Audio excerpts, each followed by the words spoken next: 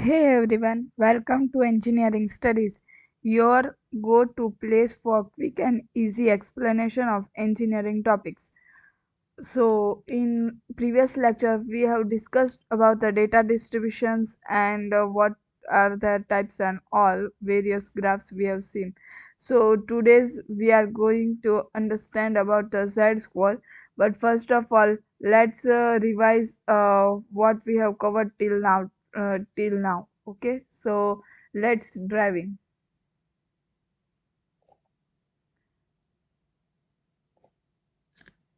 Okay, so in the session one, we have discussed about what is statistic. So statistic is nothing but collecting, organizing, analyzing and interpreting the data. For what purpose we are doing this? To make the better decision and understand world around us.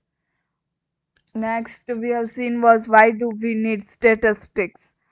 As such, we need the statistics because for summarizing the data to make the better decisions, then to analyze the trend, to predict, to see how's the trend going and all like that things. Then afterwards, we have discussed about the types of statistics. In that, which were the what were the types? Which were the types we have discussed was the descriptive and inspirational statistics. So what's the descriptive? So the descriptive statistic describes the data using the charts, graphs, average, mean, etc. And the inspirational statistics makes predictions or generalization about a population using a sample. So after that we have discussed population we have discussed. So what's the population? Population is the whole group we want to study. For example, all students in a school. After that, sample. So what's the sample? Sample is nothing but just the smaller part of the population used to represent the whole, like considering the 100 students from that school is an sample. After that we have discussed about the sampling techniques. There were various 5 types of sampling techniques. Simple random sampling. So simple random sampling is nothing but every individual has an equal chance of getting being selected. After that we have talked about the stratified sampling. Stratified sampling is nothing but dividing into the groups, and the groups must not being overlapping. So example we can take is the gender, where the male and female. Then systematic sampling, in which we follow some system to get select. So we are performing the survey, and we have fixed that every eighth person in the group will be gone under the survey. So like that, there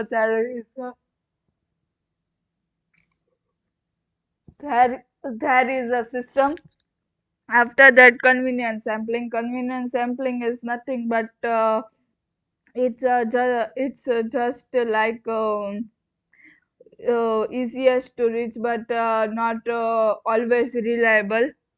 After that, cluster sampling is dividing the group of data into the small cluster. After that, we have discussed about the quantitative variable, types of variables. There are 2 types of variable. One is the quantitative variable, and another one is the qualitative variable. So what's the quantitative variable? It will have the numerical values, like example age, height, weight, etc. Okay. In that there are 2 types: discrete and continuous. that in that discrete we can take the example as the number of children in the family, and in continuous we can take example of the temperature or the weight or the height, like that things. After that, the qualitative variables, qualitative variables are nothing but the categorical values, like example blood group, gender, color, in which there will non-numerical values. After that, in the session 2, where we have discussed about the various types of measurement scale: nominal, ordinal, interval, and ratio. So what's the nominal? Nominal is just names or the categories, no order important. Like example, we can say is the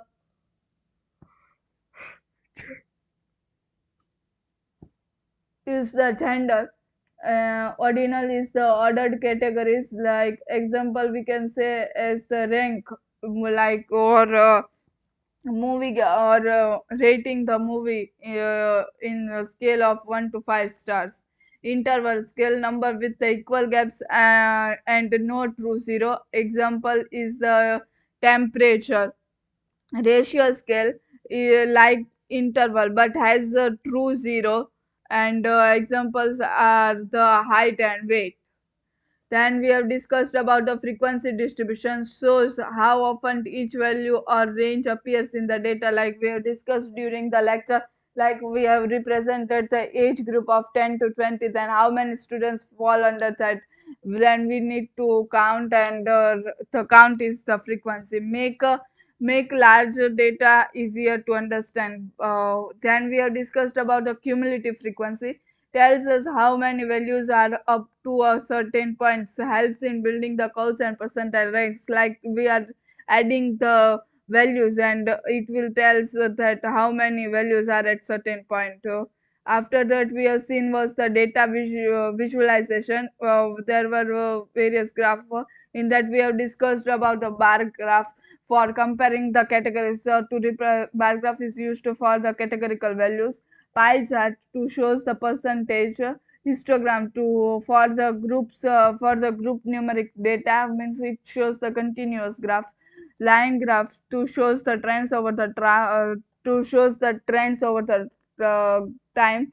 Then we can also say the box plot, which will to show the outliers.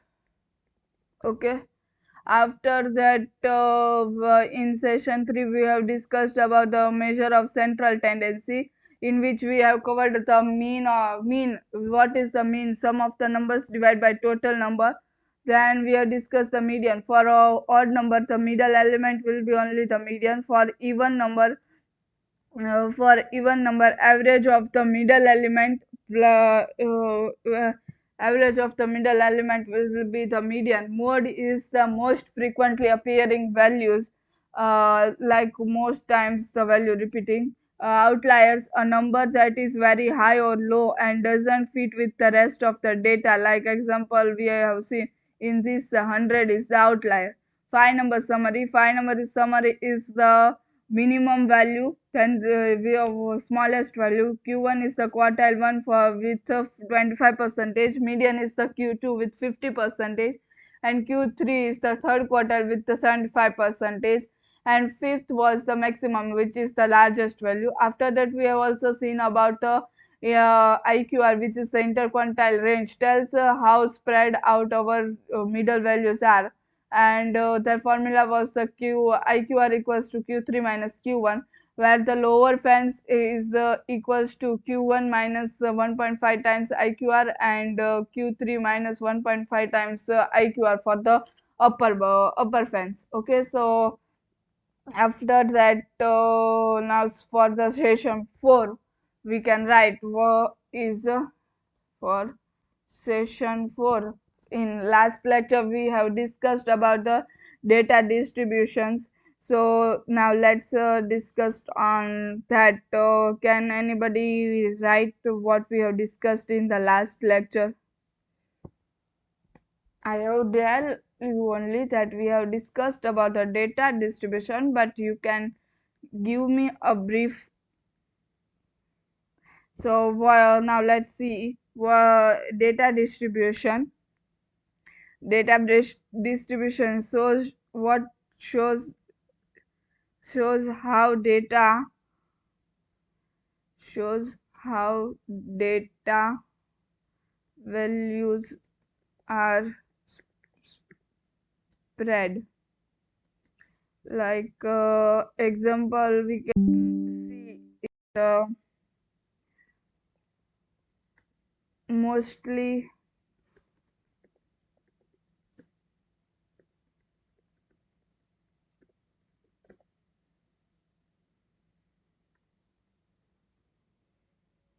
through graph we can see where our data is lying on the center or on the sides, on left or right, where. In that we have discussed about the normal normal distribution. So what's the normal distribution? Can anybody? Which curve was being showed? Bell curve, yes. It's what key points for the normal distribution is it's symmetric and bell shaped curve. Okay. Then in that what will be mean equals to median equals to mode. Okay. After that mm, most value are around the center. Okay. In that we have also seen about the variance. Oh, sorry for that.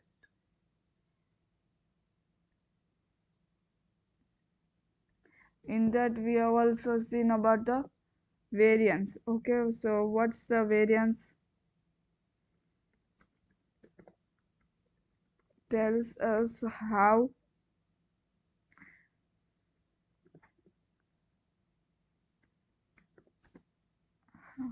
far numbers are from the mean. Okay, as such, like bigger variance is equals to more spread out data. Okay, after that we have discussed about the standard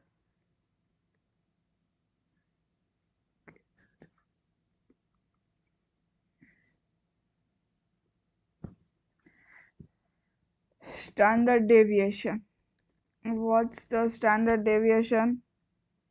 Nothing but the square root of variance. Okay, what it will shows the average distance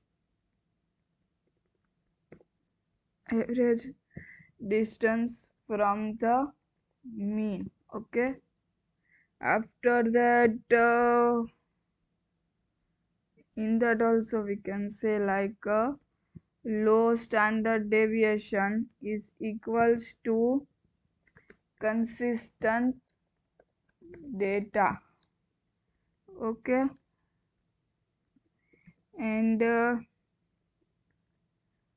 high standard deviation equals to spread out of the data. After that we have discussed also on skewness.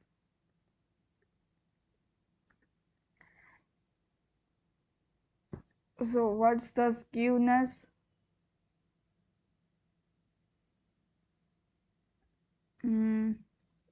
Symmetrical अगर होगा तो कैसे होगा? Normal curve आएगा. After that right skew होगा तो कैसे होगा? राइट स्क्यू ऐसे तो पॉजिटिव होता है और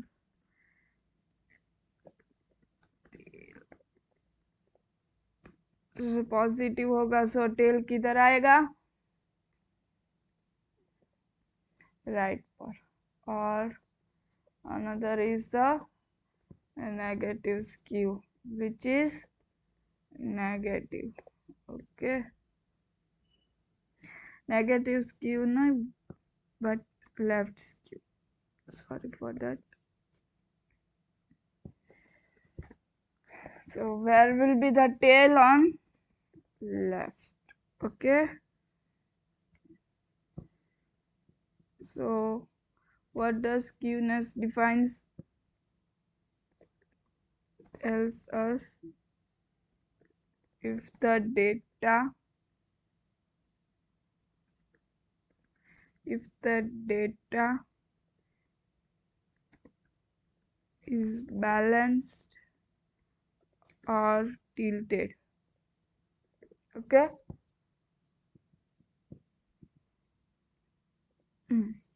So this was being discussed. Now today we are going to discuss about the Z score. So let's now see first. We have taken 15 minutes. Yeah. So now from next lecture, please do revision before watching the lecture. So it will be easy because half of time of the lecture is being gone in the revision. So please do the revision. And now we will see the Z score.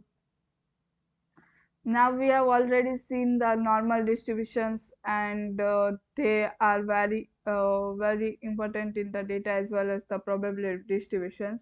The area under the normal distribution is always 100% or the 1, because all the data, all the area is under the curve. Okay, the mean is centered, and 50% of data on left and 50% data on the right for the sets in normal distribution. Now this normal distribution always follows the empirical rule. Oh, we have discussed that also, but I forgot to mention in this. Sorry for that. I will mention here. Let me copy from that only, so it will be easy for me to. Not able to copy, sorry for that. Now let me write only empirical empirical rule.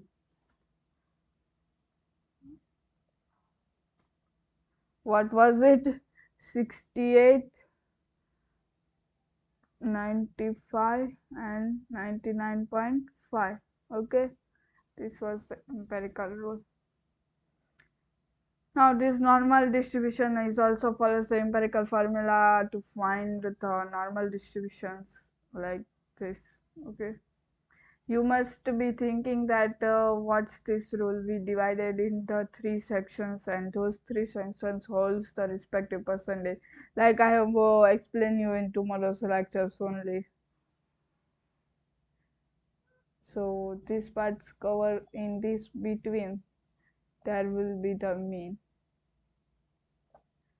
And what's the variance and all decide that how far the mean is. Okay. So now the question is how these lines are made. We make these lines are divided by using the standard deviation points. You now let's like this only, that here's the first standard deviation, here's the negative comes part, positive up to 3. Now let's see with an examples for the normal distributions. We have counted the mean from this data and standard deviation. We have plot the graph.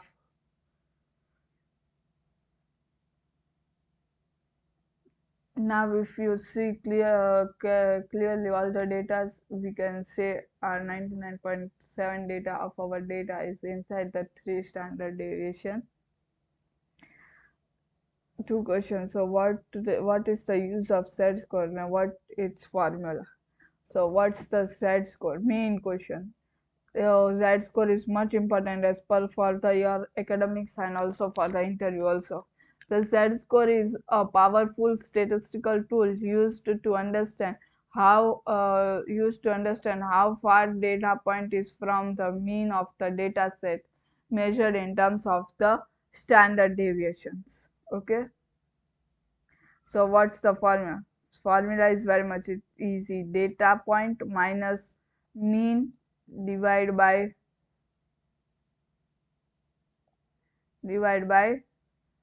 standard deviation.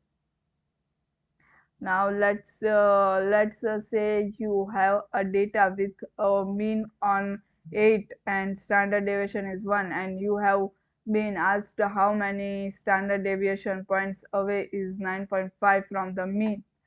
So you can calculate using the Z-score formula.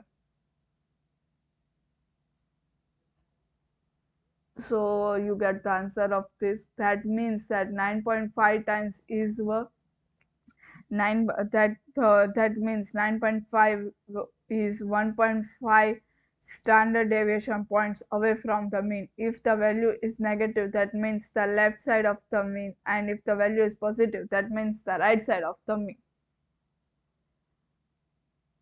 So let's see, you have a data with a mean of 8 and standard deviation is 1. So you have calculated. What other thing is Z-score telling? Z-score can calculate the total percentage of data below the specific point. To do this, we use Z table. Search for the Z table on the Google and find out the value for 1.5. So you can go on the Google and search for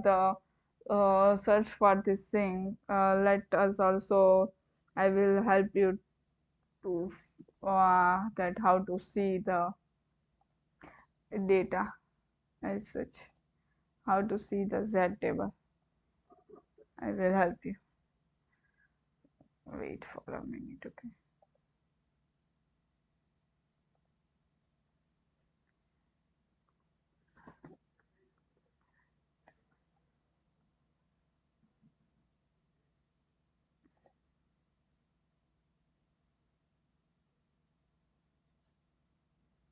So we have to find for which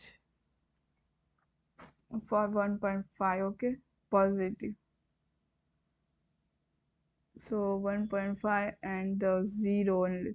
So what we get here, okay, so like that value we got. So it's like that. Now multiply it with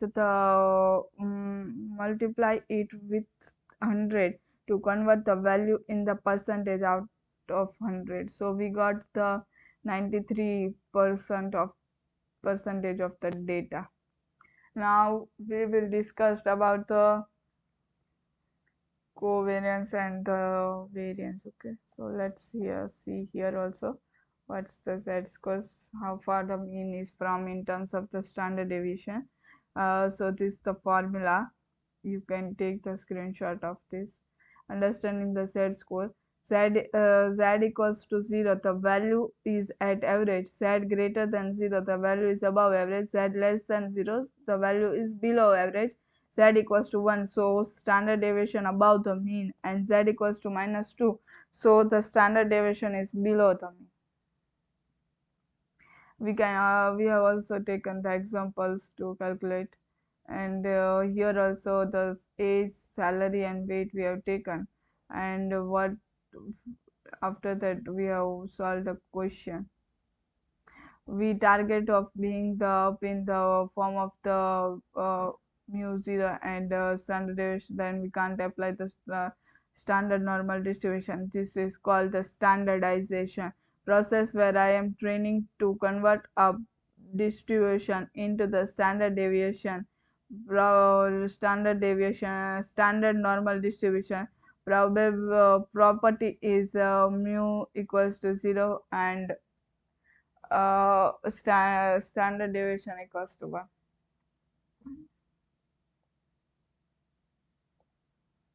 After that, in this I have covered the normalization,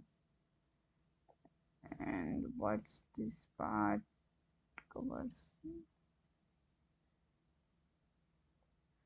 Okay, okay. I have covered the then probability parts. Okay, I also covered the variance and all that. So we will see that also. So wait for 1 minute.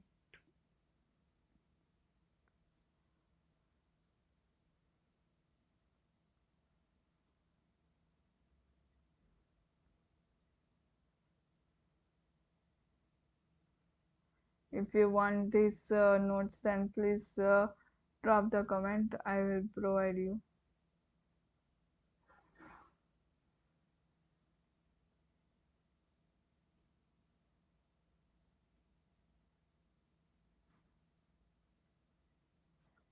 I have covered it, but let's see from this first of all.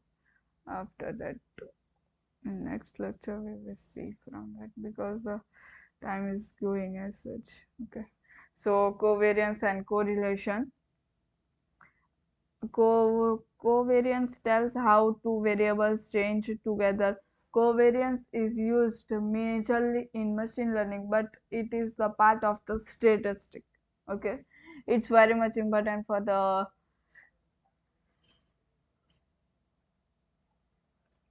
for ML purpose of view. Now, if you don't remember what are the variables, reminder when we have table and in that table we want to see connection between the two columns, we use covariance like age and salary. Like we are seeing that lesser age are having the lesser amount of the salary. As you get the experience, you get the more salary. Okay, now we have to check the relation between the two variables age and salary. We will use covariance. These are two types of relation: positive covariance and negative covariance. In that positive covariance, when one variable increases, the other variables tends to increase, like we can see in this example. Like age is increasing, the salary is also increasing. Negative covariance, when one variable increases, the other variable decreases. That's the negative covariance. Example is time is increasing, the ranks are decreasing. The time is increasing, ranks are decreasing, as you can see. After that, covariance. To calculate the covariance, we have to use the formula covariance of x and y. We have to use that x of I minus x bar in for same for y and divide by n minus 1. After applying, we to get the covariance